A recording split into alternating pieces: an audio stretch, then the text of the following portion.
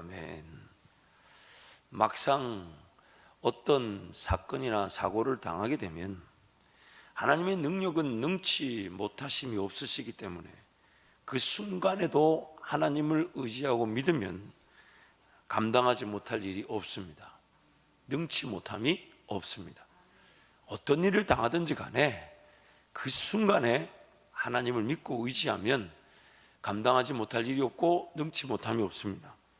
문제는 그 순간에 하나님을 믿고 의지할 능력이 지난날에 하나님과 함께 어떤 관계에 살아왔는가에 따라 결정된다는 것입니다.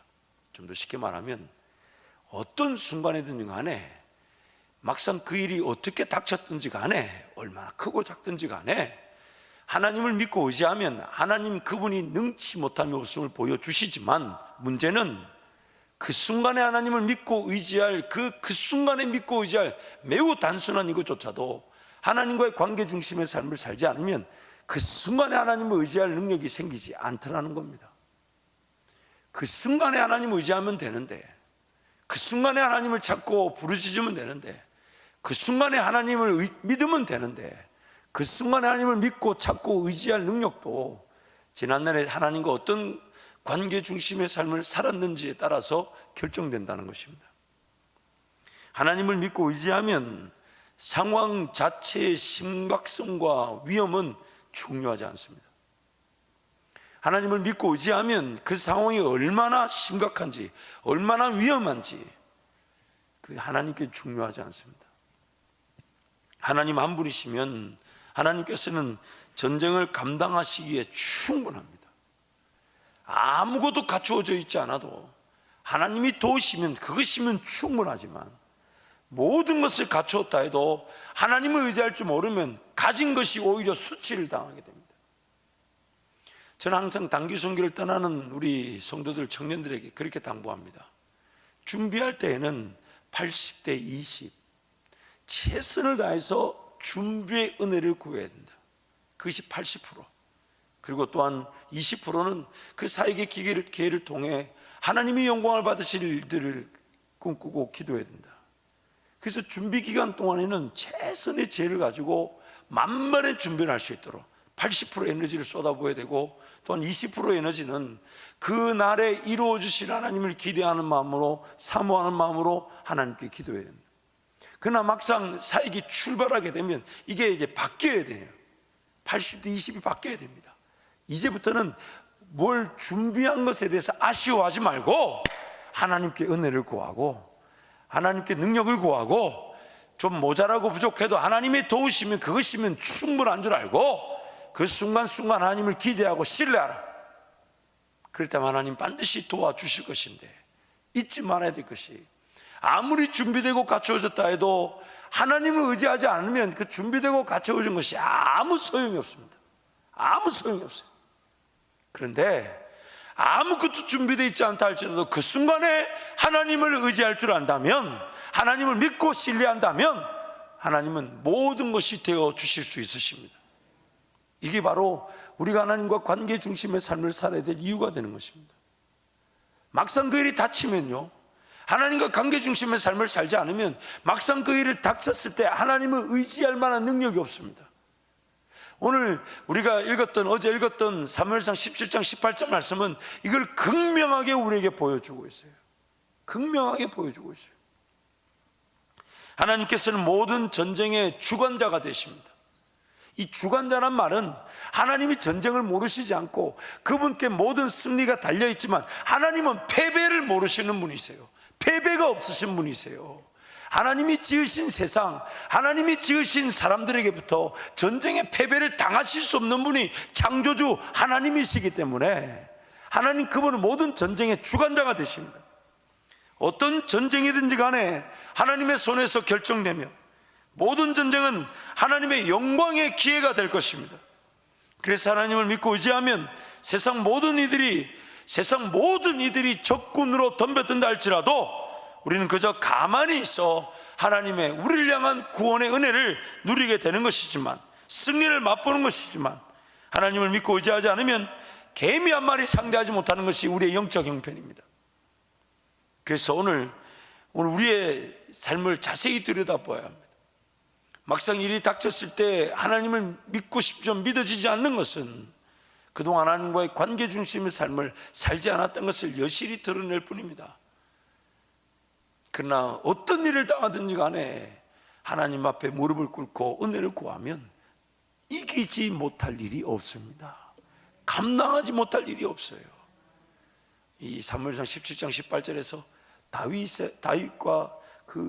다윗의 모습과 사울과 이스라엘 백성들의 모습이 극명하게 비교되면서 하나님과의 관계 중심의 삶이 얼마나 중요한지를 다시 확인시켜주고 있습니다. 그래서 오늘 이 본문은 우리는 이미 다윗과 하나님과의 관계적 측면에서 어떤 은혜를 주셨는지를 한번 살펴보았지만 오늘 새벽에는 사울과 이스라엘 백성들의 그 영적 형편을 보면서 우리도 그런 연약함을 가지고 있다는 그런 존재임을 깨닫고 하나님 은혜를 구하는 귀한 새벽이 되시기를 축복합니다. 첫 번째, 전쟁 상황에서 모욕과 수치를 피할 수가 없습니다. 하나님과의 관계 중심의 삶을 살지 않으면 전쟁 상황에서 모욕과 수치를 피할 수가 없습니다. 우리 17장 10절 11절 말씀을 우리 함께 선포합니다. 그 블레셋 사람이 또 이르되 내가 오늘 이스라엘의 군대를 모욕하였으니 사람을 보내어 나와 더불어 싸우게 하라 한지라. 사울과 온 이스라엘의 블레셋 사람의 이 말을 듣고 놀라 크게 두려워하니라. 세 번역으로 한번 제가 읽어드릴게요. 이 블레셋 사람이 다시 고함을 질렀다. 내가 오늘 이스라엘 군대를 이처럼 모욕하였으니 너희는 어서 나에게 한 사람을 내보내어 나하고 맞붙어 싸우게 하여라. 사울과 온 이스라엘은 그 블레셋 사람이 하는 말을 듣고 몹시 놀라서 떨기만 하였다. 하나님의 백성들이 하나님을 믿지 못하고 의지하지 못하기 때문에 대적 세력들의 조롱과 모욕이 하나님께로부터 허용된 것입니다.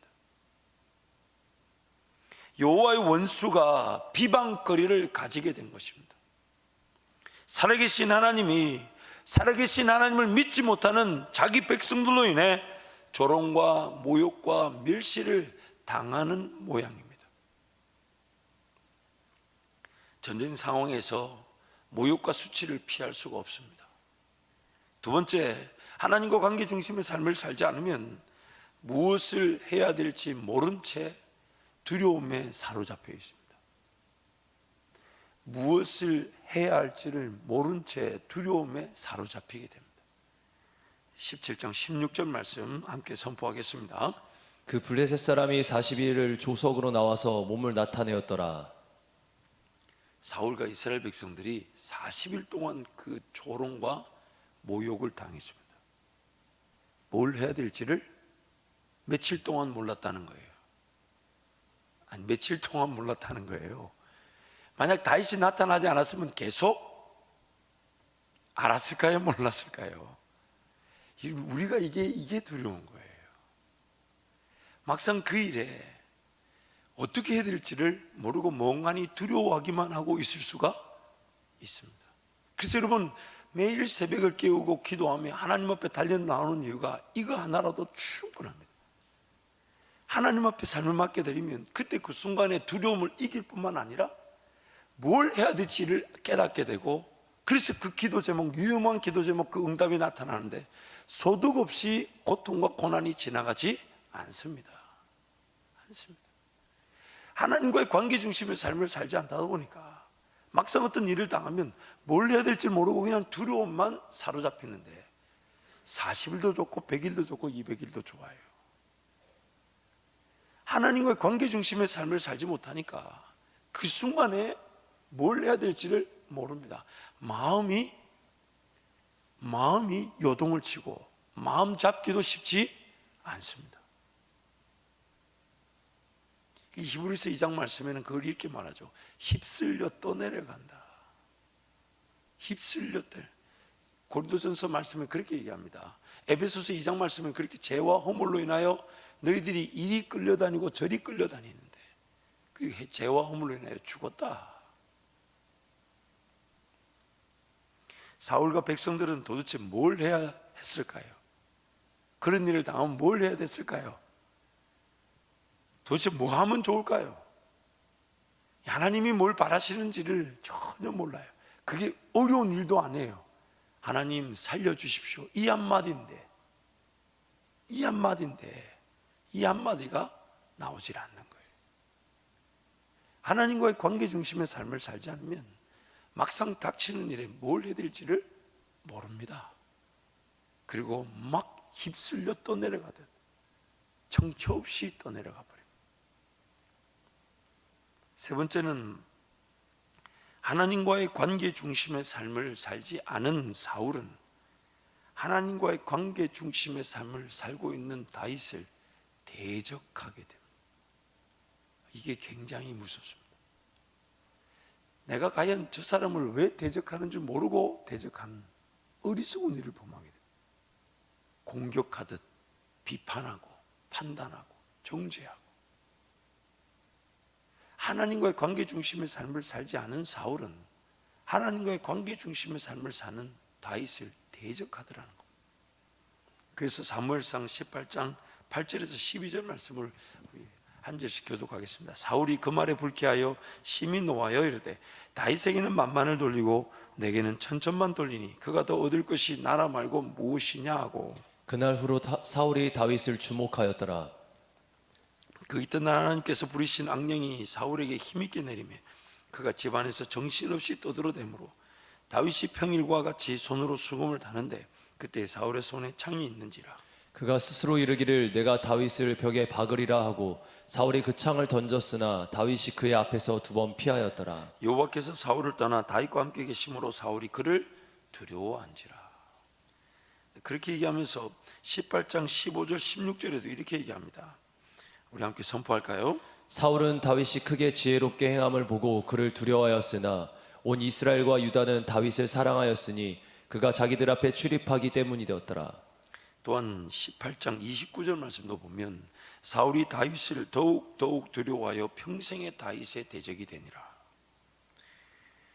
하나님과의 관계 중심의 삶을 살지 않으면 하나님과의 관계 중심의 삶을 사는 일을 대적하게 됩니다. 그래서 결국 그때 무슨 일이 일어나냐? 분란과 분열이 일어나게 되고 다툼이 일어나게 되는 것입니다. 하나가 되지 못하는 것입니다. 모든 관계가 다 그렇습니다. 모든 관계가 다 그렇습니다. 그리고 그 관계, 모든 관계에서 그런 불륜과 다툼과 분란이 일어날 때 나 자신을 살펴봐야 돼요. 내가 지금 하나님 앞에 깨어있지 않다 보니까 이런 분열에, 분란에, 다툼에 휘말려 있는 거예요. 문제는 상대방에게도 있겠지만 문제의 시선을 어디로 봐야 되냐면 나에게 봐야 돼요. 내가 좀 더 깨어있지 못하고 하나님과 관계 중심에 더 깊이 하나님 은혜를 누리지 못하다 보니까 이런 분열과 다툼 속에서 하나님의 지혜를 드러내지 못했기 때문에 분열과 다툼이 일어나는 거예요. 내가 지금 강조하는 바가 하나님 보실 때 정답이 아니다 보니까 정답 아닌 사람들끼리 정답 없는 중에 정답이라고 싸우는 겁니다. 굉장히 하나님 중심이 아니면 모든 것이 문제가 됩니다.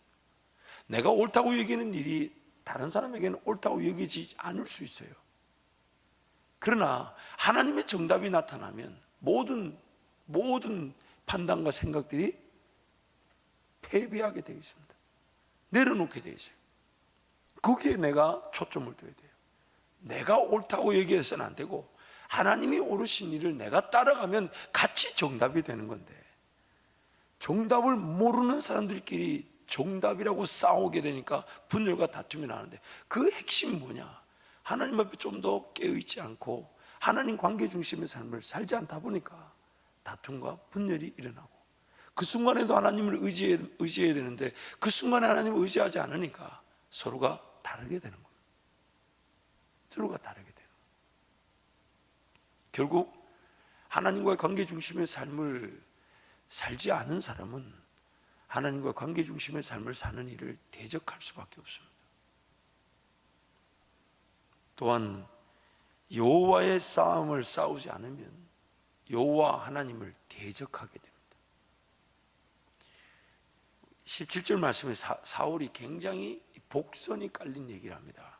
17절 우리 함께 선포하겠습니다. 사울이 다윗에게 이르되 내 맏딸 메랍을 내게 아내로 주리니 오직 너는 나를 위하여 용기를 내어 여호와의 싸움을 싸우라 하니 이는 그가 생각하기를 내 손을 그에게 대지 않고 블레셋 사람들의 손에 그에게 대게 하려 함이라. 하나님이 지금 다 보고 계신데, 하나님이 지금 다 보고 계신데 하나님과의 관계 중심의 삶을 살지 않다 보니까 하나님이 다 보고 계신다는 그 하나님을 두려워하는 마음이 생기질 않아요. 그래서 정작 하나님 나라를 위해 살아가고 하나님의 전쟁을, 하나님의 전쟁 방식에 따라 하나님의 승리를 맛보아야 되는 것이 우리인데, 그래서 하나님의 전쟁에 기꺼이 동참하고자 삶을 내어드는 것이 우리의 사명이며 삶이 남겨진 이유와 목적이 되는 것인데, 여호와 하나님을 위하여 싸우지 않으면 결국 내 삶은 여호와 하나님을 거절하고 대적하는 삶이 되는 것입니다.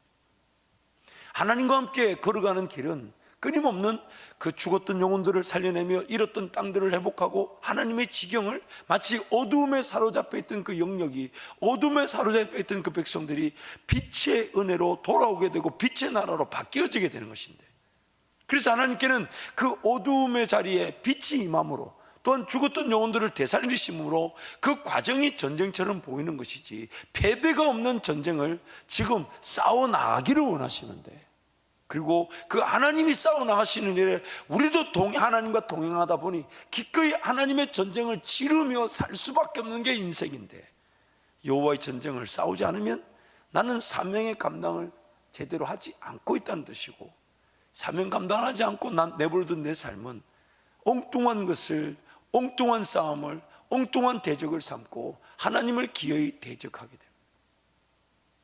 하나님을 기어이 대적하게 됩니다.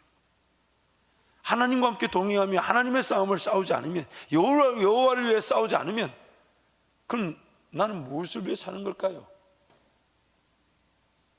성경이 이렇게 말하죠. 그래서 먹고 마시고 입는 문제 때문에 싸운다는 겁니다. 못 먹을까 봐, 못 입을까 봐, 못 마실까 봐.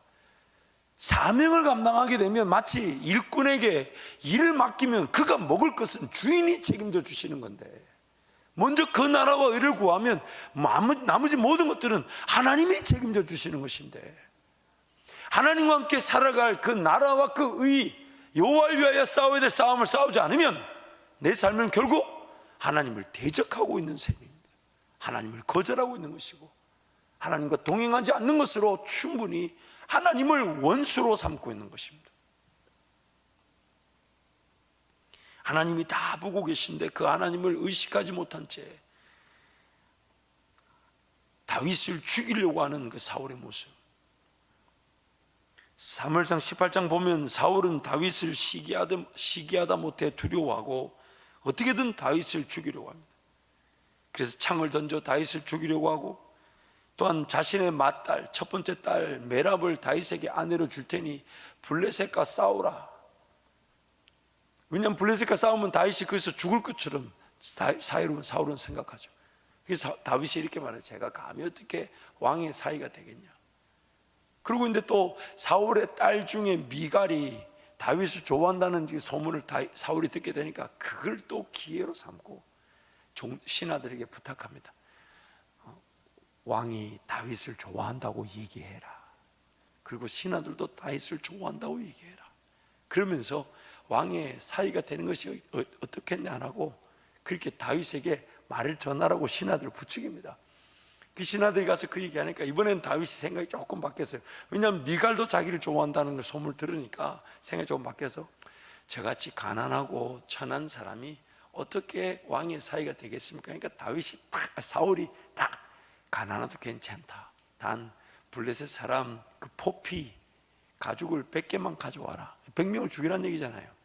100개만 가져와라. 그것이면 충분하다. 그러니까 다윗이 가서 싸워서 죽을 줄 알았는데, 사울의 생각은 다윗이 그 블레셋 사람들의 포피 100개를 가지러 가면 전쟁을 치르고 죽을 줄 알았는데 포피 100개를 가져와서 미갈과 딱 결혼한. 여호와의 싸움을 싸우지 않으면 사람과 싸우게 되고 하나님을 대적하게 됩니다. 마지막으로 이 사울의 모습을 보면 하나님을 두려워할 줄 모르면 엉뚱한 것을 두려워하게 됩니다. 하나님을 두려워할 줄 모르면 엉뚱한 것을 두려워하게 돼요. 여러분, 우리는 하나님을 두려워한다. 그것은 결국 이런 것입니다. 부정적인 것에서 이 긍정적인 것으로, 소극적인 것에서 적극적으로 이 두려움의 상태가 바뀌게 되죠. 부정적이고 소극적인 두려움, 이런 것이에요.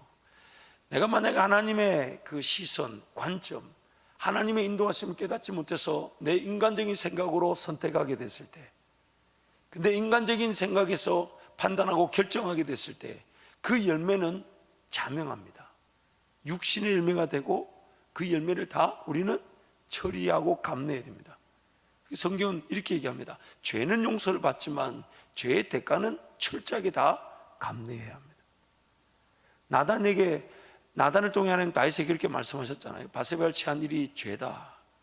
그러면서 다윗의 죄는 용서를 받았지만 그로 인해 칼이 그 집안을 떠나지 않게 될 것이고 전염병으로 힘들어지게 될 것이다. 그런 죄의 대가는 분명히 다윗이 다 감내해만 했었습니다. 죄는 용서받습니다. 그러나 그 죄의 대가는 자명합니다. 그래서 우리는 그런 부정적이고 소극적인 두려움을 가지게 됩니다. 하나님을 온전히 예배하고 따라가지 않으면 우리는 그런 어려움을 당하게 된다. 그러나 그것이 하나님과 함께 동행하게 되면 어떤 두려움으로 바뀌게 되냐면, 하나님이 인도하시기 때문에 보이지 않는 길을 걸어갈 때 우리는 떨립니다. 그리고 두렵습니다. 근데 그 두려움은 긍정적인 것입니다. 하나님을 두려워하게 될 때 하나님께서 이 모든 길을 인도해 주실 것인데, 그 길이 어떻게 나타나게 될지에 대한 우리 약간의 그런 떨림과 긴장, 그로 인한 두려움이 있죠. 그러나 그 두려움은 하나님과의 관계 중심의 삶을 사는 사람들에게는 믿음이 주어지는 계기가 됩니다. 하나님이 도와주실 것이야, 하나님이 인도해 주실 것이야. 그러면서 그 두려움은 결국 긍정적인 효과를 나타내게 되는 것이죠. 그래서 오늘 우리 인생은 하나님을 섬기지 않으면 인생 자체가 문제와 어려움의 투성이, 두려움의 대상이 되어버리는데, 하나님을 두려워하게 되면 삶에서 당하는 모든 두려움을 다 이겨버리게 되는 것이에요. 진정한 두려움이 가짜 두려움을 이겨내게 되는 것입니다. 하나님을 그러나 두려워할 줄 모르면 엉뚱한 것을 두려워하게 된다는 것이죠. 그래서 마태복음 10장 16절 20절에 주님이 이렇게 얘기하셨어요. 우리 함께 선포하겠습니다. 보라, 내가 너희를 보냄이 양을 이리 가운데로 보낸과 같도다. 그러므로 너희는 뱀과 같이 지혜롭고 비둘기같이 순결하라. 사람들을 삼가라. 그들이 너희를 공회에 넘겨주겠고 그들의 회당에서 채찍질하리라. 또 너희가 나로 말미암아 총독들과 임금들 앞에 끌려가리니 이는 그들과 이방인들에게 증거가 되게 하려 하심이라. 너희를 넘겨줄 때 어떻게 또는 무엇을 말할까 염려하지 말라. 그때 너희에게 할 말을 주시리니 말하는 이는 너희가 아니라 너희 속에서 말씀하시는 이 곧 너희 아버지의 성령이시라. 어떤 상황이든지 간에 그것에 대해서 두려워하지 말라는 것입니다. 하나님을 기억하라는데, 이렇게 10장 16절에서 20절에서 얘기하신 다음에 26절, 27절, 28절에 주님이 이렇게 얘기하십니다. 함께 선포하겠습니다. 그런즉 그들을 두려워하지 말라. 감추인 것이 드러나지 않을 것이 없고 숨은 것이 알려지지 않을 것이 없느니라. 내가 너희에게 어두운 데서 이르는 것을 광명한 데서 말하며 너희 귓속말로 듣는 것을 집 위에서 전파하라. 몸은 죽여도 영혼은 능히 죽이지 못하는 자들을 두려워하지 말고 오직 몸과 영혼을 능히 지옥에 멸하실 수 있는 이를 두려워하라. 두려워할 자를 두려워하라는 것입니다. 두려워해야 될 대상을 두려워해야 되는 것이지. 근데 만약 하나님을 두려워하지 않으면 우리는 사람의, 세상의 사건이나 환경, 그런 것들을 두려워하게 된다는 것이에요. 하나님보다 그들을 더 크게 보고 하나님의 능력보다 문제 해결의 능력이 더 크게 보이는 겁니다. 하나님이 해결하실 수 있는데 문제가 더 크게 보이고, 하나님이 도우실 수 있는데 돕지 못할 것처럼 두려워한다는 겁니다. 이것이 바로 하나님과의 관계 중심의 삶에서 누릴 수 있는 은혜입니다. 두려워할 하나님을 두려워함으로 모든 두려움을 이기게 되는 것입니다. 두려워할 하나님을 두려워함으로 모든 두려움을 이기게 되는 것입니다. 자기 자신에게 그렇게 한번 선포하시죠. 두려워할 자를 두려워할 자를 두려워하자. 두려워할 자를 두려워하자. 그래서 여호와를 경외한다 할 때 그 경외란 단어가 바로 두려움이라는 단어입니다. 내가 여호와를 두려워할 때 그것이 내가 하나님을 섬기는 겁니다. 하나님 그분 어떻게 생각하실까? 하나님 그분 어떻게 인도하실까? 내가 하나님을 거절하고 죄와 사망의 자리에 빠져 있는 것은 아닌가? 죄의 대가에 사로잡혀 죄의 영향력에, 죄의 열매에 내 인생이 묶이는 건 아닌가? 허비되는 건 아닌가? 낭비되는 건 아닌가? 하나님 나라를 놓치는 건 아닌가? 하나님의 영광의 기회를 놓치는 건 아닌가? 먹고 마시고 있는 문제에 빠져 있는 건 아닌가? 하나님이 걸어가자신 그 길을 내가 따라가지 못하는 건 아닌가? 그 하나님을 두려워할 때 우리는 내 인생 자체가 평탄하게 되는 것이에요. 평탄하게. 그래서 잠언 1장 7절 말씀 우리 함께 선포하겠습니다. 여호와를 경외하는 것이 지식의 근본이거늘 미련한 자는 지혜와 훈계를 멸시하느니라. 또 9장 10절 말씀도 함께 선포하겠습니다. 여호와를 경외하는 것이 지혜의 근본이며 거룩한 자를 아는 것이 명철이니라. 그래서 빌립보서 2장 12절 14절에 이렇게 선포하는 겁니다. 함께 선포할까요? 그러므로 나의 사랑하는 자들아, 너희가 나 있을 때뿐만 아니라 더욱 지금 나 없을 때에도 항상 복종하여 두렵고 떨림으로 너희 구원을 이루라. 너희 안에서 행하시는 이는 하나님이시니 자기의 기쁘신 뜻을 위하여 너희에게 소원을 두고 행하게 하시나니 모든 일을 원망과 시비가 없이 하라. 우리 구원이 어떻게 이루어지냐? 이룬단 말은 구원이 완성되지 않았다는 것이 아닙니다. 예수 그리스도로 말미암아 구원은 완성되었는데 완성된 그 구원이 목적을 지향하고 있다는 거예요. 그래서 이것을 저는 이렇게 용어를 표현하고 싶어요. 우리의 구원은 완성을 위한 완성입니다. 하나님이 창조를 왜 하셨습니까? 창조를 통해 영광을 받으시기 위함인데 그 창조를 통한 영광이 죄로 말미암아 타락함으로 영광이 하나님께 돌려지지 못하고 있는 상황. 그래서 하나님 그것을 회복하신 것이죠. 즉 하나님의 영광을 위한 삶이 될 수 있도록 우리를 구원하신 것이니까 우리의 구원은 이루어졌습니다. 또한 그 구원은 더 큰 영광을 위하여 이루어지게 되는 것입니다. 완성된 구원이 완성할 목적을 가지고 있는 것이에요. 하나님의 영광이죠. 그래서 너희 구원을 이루라는데 어떻게 이루라고요? 두렵고 떨림으로 이루라는 것입니다. 하나님을 경외함으로, 하나님을 따라감으로, 하나님만을 신뢰함으로 구원의 여정이 이루어지게 된다는 것입니다. 그러므로 오늘 우리의 삶을 철저하게 봐야 합니다. 하나님과의 관계 중심의 삶을 살지 않으면 사울과 이스라엘 백성들이 당했던 그 어처구니 없는 영적 형편이 오늘 우리에게도 그대로 나타나게 됩니다. 하나님과의 관계 중심의 삶을 살지 않으면 전쟁 상황에서 모욕과 수치를 피할 수가 없습니다. 조롱을 당하게 됩니다. 부끄러움을 당하게 됩니다. 항상 그렇게 얘기하죠. 너희 하나님이 어디 있느냐? 너희 하나님은 어디 있느냐? 하나님과의 그 관계 중심에 살지 않으면 우리는 그런 수치와 부끄러움 피할 수가 없어요. 또한 하나님과의 관계 중심의 삶을 살지 않으면 그 순간에 무엇을 해야 될지를 전혀 모른 채 두려움에 사로잡히게 됩니다. 기도해야 되는 건 아는데 기도가 안 돼요. 하나님 살려주세요 이 한마디만 하면 되는데 이 한마디가 안 나온다는 거예요. 하나님과의 관계 중심의 삶을 살지 않으면, 하나님과의 관계 중심의 삶을 살지 않으면 하나님과의 관계 중심의 삶을 사는 일을 대적하게 됩니다. 그 사람의 말 한마디가 이해되지 않고 그 사람의 행동이 이해가 되지 않고 그 사람이 왜 저렇게 하는지 하나님의 인도하심을 모르다 보니 하나님의 인도하심을 받는 자들의 삶을 대적하게 되는 거예요. 하나님과의 관계 중심의 삶을 살지 않으면 하나님의 싸움을 싸우지 않게 되고 결국 여호와 하나님을 대적하게 됩니다. 마지막으로 하나님과의 관계 중심의 삶을 살지 않으면 하나님을 두려워할 줄 모르고 엉뚱한 것을 두려워하게 됩니다.